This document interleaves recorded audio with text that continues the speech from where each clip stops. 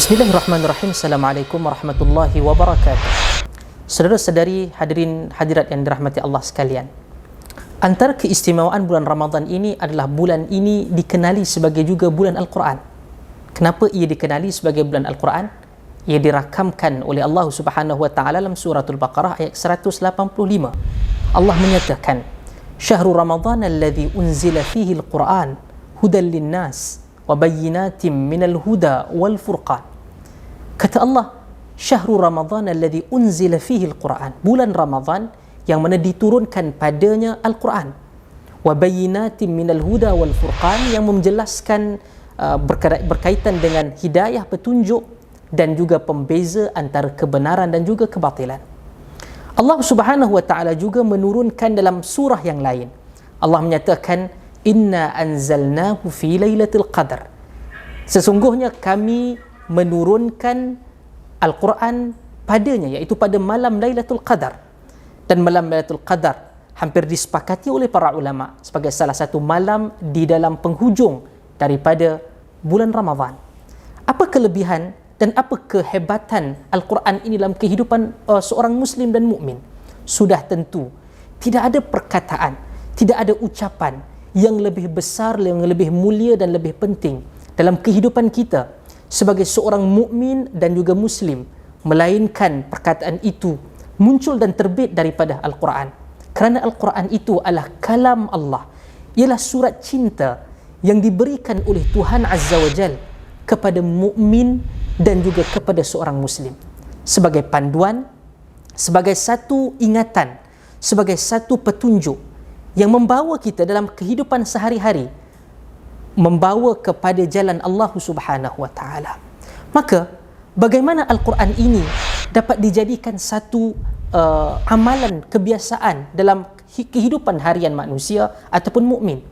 Benar, bukan sahaja Al-Quran ini perlu dihidupkan di dalam bulan Ramadan, ia perlu dihidupkan dalam kehidupan sehari-hari kita, saudara-saudari yang dirahmati Allah sekalian.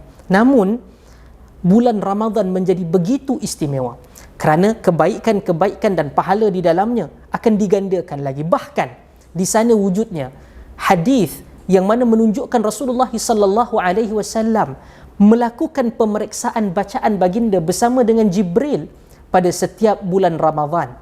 Maka kita mukmin dan Muslim yang berada dalam bulan Ramadan yang sangat mulia ini, marilah kita jadikan bulan ini sebagai bulan permulaan bagi mereka yang belum lagi berjinak-jinak dengan Al-Quran untuk mengenali Al-Quran. Tiada salah untuk bermula sekarang, kerana tidak ada waktu yang dikatakan terlalu cepat ataupun terlalu lewat untuk mengenali Al-Quran. Biarlah kita bertemu dengan Allah Subhanahu wa taala dalam lidah dan perkataan kita ini menjadi begitu lembut dan mesra dengan Al-Quran. Dan ingat, kebaikan yang disebutkan dalam hadis Nabi sallallahu alaihi wasallam, dalam hadis-hadis yang sahih dan hasan, menggambarkan bagaimana mereka mahirun bil Quran, mereka yang mahir dengan Al-Quran, mereka nanti akan dibangkitkan bersama dengan dalam barisan para malaikat yang mulia. Namun bagi mereka yang mengalami kesusahan di dalam membaca, dalam menyempurnakan pembacaan Al-Quran, apakah janji Nabi kita Muhammad sallallahu alaihi wasallam? Janji Nabi kita adalah falahu ajran, bagi dia dua pahala.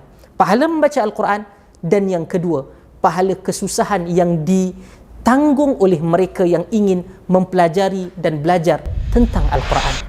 Hadirin hadirat, saudara-saudari yang dirahmati Allah, dan pahala bagi setiap huruf seperti yang dijanjikan oleh Nabi sallallahu alaihi wasallam dalam sebuah hadis yang berstatus hasan. Kata Nabi sallallahu alaihi wasallam, "Man qara'a harfan min kitabillahi falahu bi hasanah wal hasanatu bi 10 amsalha." Mereka yang membaca Al-Quran, man qara'a harfan, siapa yang membaca satu huruf daripada Al-Quran, bagi mereka satu kebaikan, dan satu kebaikan itu digandakan menjadi 10. Bukan kata Nabi SAW, aku katakan alif lam mim itu satu huruf, tetapi alif satu huruf, lam satu huruf, dan mim satu huruf. Jadikan bulan Ramadan ini permulaan untuk kita mengenali Al-Quran, mesra dan Al-Quran, fasih membaca Al-Quran, bahkan mendekati Al-Quran sebagai teman kita di kubur dan di akhirat nanti. Jom kita menjadi lebih mesra terhadap Al-Quran Al-Karim.